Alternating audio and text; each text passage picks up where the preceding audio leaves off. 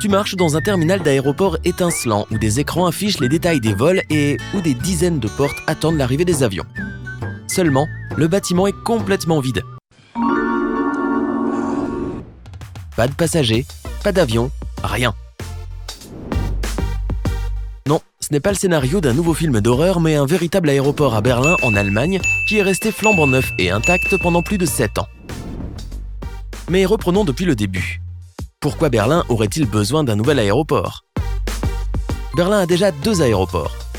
Tegel, situé au nord-ouest de Berlin, et Schönefeld, au sud-est. Pour être plus précis, il y avait bien un autre aéroport à Berlin appelé Tempelhof. Mais inauguré en 1923, il était très vieux et malgré sa longue histoire et une architecture exceptionnelle, il a été fermé en 2008. Les 2 autres aéroports sont aussi assez anciens et ne sont plus en mesure de gérer tout le trafic aérien et les flux de passagers. C'est pourquoi l'idée de construire un grand aéroport moderne qui accueillerait la plupart des vols à Berlin a été accueillie avec un grand enthousiasme.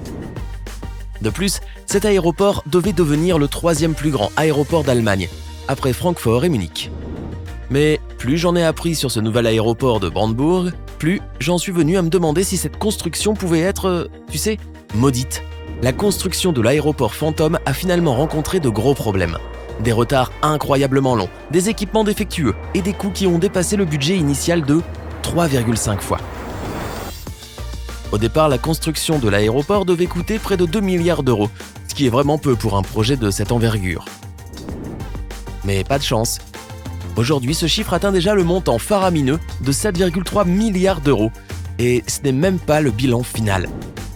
La construction de l'aéroport a commencé en 2006 et son ouverture était prévue pour l'été 2012. Cependant, la date d'ouverture a été reportée à plusieurs reprises et l'échéance est maintenant retardée de près de 3000 jours. Certains pensent que le nouvel aéroport est voué à l'échec et qu'il devra être démoli puis reconstruit. Alors, qu'est-ce qui a pu arriver à cet aéroport au point qu'il n'ait toujours pas pu ouvrir avant autant d'années ? Eh bien, imagine ceci. Nous sommes presque en juin 2012, le monde de l'aviation est prêt et attend l'ouverture officielle du tout nouvel aéroport allemand. Plusieurs semaines auparavant, des milliers de bénévoles participent aux essais de l'aéroport. Ils s'enregistrent, passent les contrôles de sécurité, montent à bord d'avions fictifs et récupèrent leurs bagages par la suite. Tout se passe plus ou moins harmonieusement. Les médias sont dans les starting blocks pour couvrir en continu l'événement et ses invités de marque, dont la chancelière allemande Angela Merkel. Les billets pour les vols au départ du tout nouveau complexe sont déjà vendus.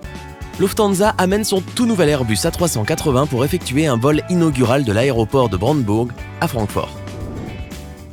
Et puis, l'inimaginable se produit. Au tout dernier moment, l'ouverture de l'aéroport est annulée en raison de mystérieux problèmes techniques. Et l'un des principaux problèmes, et oui, il y en a beaucoup, est un système d'alarme incendie qui s'avère trop compliqué et par-dessus le marché, défectueux. Une commission spéciale découvre qu'en cas d'incendie réel, la fumée sera pompée vers le bas, bien en profondeur dans le terminal, au lieu de monter vers le plafond, comme l'air chaud est censé le faire. De plus, il manque environ 3000 détecteurs d'incendie, et certains de ceux qui sont en place ne fonctionnent pas correctement. Pas de problème, dit l'administration. Nous placerons plusieurs centaines de contrôleurs, 24 heures sur 24 et 7 jours sur 7 autour de l'aéroport. Et quand ils remarqueront des signes d'incendie, ils en informeront tout le monde et ouvriront les portes manuellement pour laisser sortir la fumée. Pardon ? Mais attends, ce n'est pas tout. Il y a aussi des problèmes avec les comptoirs d'enregistrement. Lorsque l'aéroport testait son efficacité avec l'ensemble des bénévoles, chaque comptoir d'enregistrement devait accueillir environ 60 passagers à l'heure. Malheureusement, le personnel d'enregistrement n'a réussi à traiter que la moitié de ce chiffre. La solution aux éventuels retards d'enregistrement ? Oh, tu ne devineras jamais. L'idée proposée a été d'installer des tentes à l'extérieur de l'aéroport pour que les passagers des compagnies aériennes de seconde classe puissent s'enregistrer. Bien sûr, l'idée était que cela ne dure que le temps que des comptoirs d'enregistrement plus pérennes soient installés. Mais tout de même. En outre, au fil du temps, d'autres défaillances ont été détectées. Les escaliers mécaniques sont trop courts. Près de 91 000 mètres de câbles sont mal installés. 4000 portes affichent de mauvais numéros. Le câblage est en surchauffe et, écoute bien, le plafond présente de graves problèmes structurels. En résumé, le toit est susceptible de s'effondrer. C'est probablement parce qu'il est 2 fois plus lourd que son poids autorisé. Par conséquent, les ouvriers du bâtiment doivent être très prudents lorsqu'ils devront reconstruire ces éléments à partir de zéro.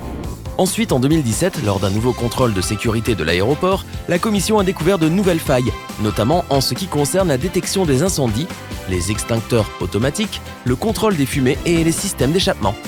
Oui, encore une fois, aujourd'hui, les 750 écrans d'information des vols doivent être remplacés car ils sont opérationnels depuis la date d'ouverture initiale, 2012 donc, et ont malheureusement atteint leur date limite d'utilisation.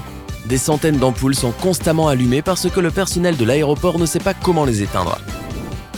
Un train vide parcourt tous les jours 8 km en direction de l'aéroport non fonctionnel pour que les voies ne rouillent pas. De plus, il semble que l'accès d'urgence pour le service d'incendie présente aussi certaines défaillances.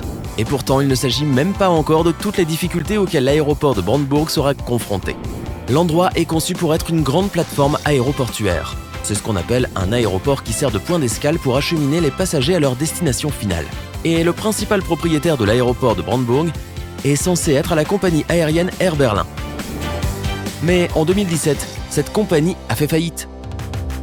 Et même si Lufthansa promet de reprendre plusieurs lignes d'Air Berlin, elle n'est toujours pas prête à transférer ses principaux points de correspondance de Munich et Francfort à Berlin. Et écoute ça, si un aéroport est la plateforme de correspondance d'une compagnie aérienne, son imposante superficie et sa vaste zone commerciale sont parfaitement adaptés pour ce type de situation. Les gens passent des heures à attendre leur vol de correspondance tout en se promenant dans l'aéroport, en faisant les magasins et en mangeant dans les nombreux cafés et restaurants de l'aéroport. Et c'est là que se pose un autre problème avec l'aéroport de Brandebourg. Il est situé assez loin de la ville, et certains passagers ne voudront pas perdre de temps dans un si long voyage jusqu'à l'aéroport pour seulement prendre un vol direct de courte durée. Il est vrai que certains grands aéroports internationaux, comme l'aéroport de Tokyo Narita par exemple, sont situés loin des villes qu'ils desservent.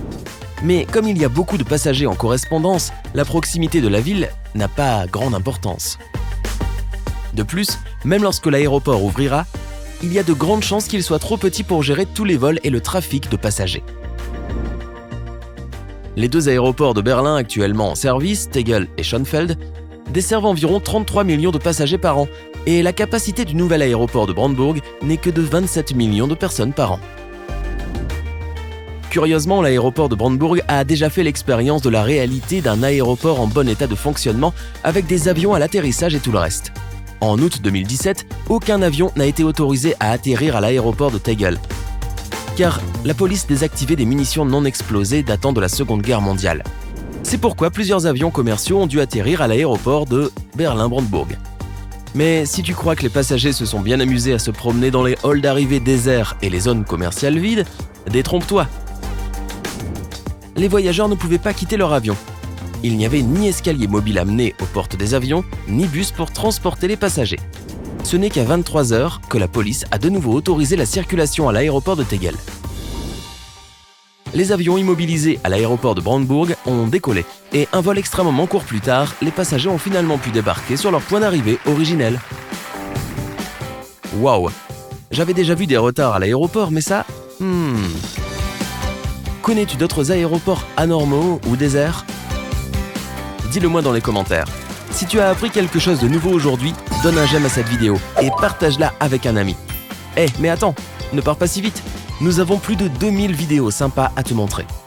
Tout ce que tu as à faire, c'est de choisir la vidéo de gauche ou de droite, de cliquer dessus et d'en profiter.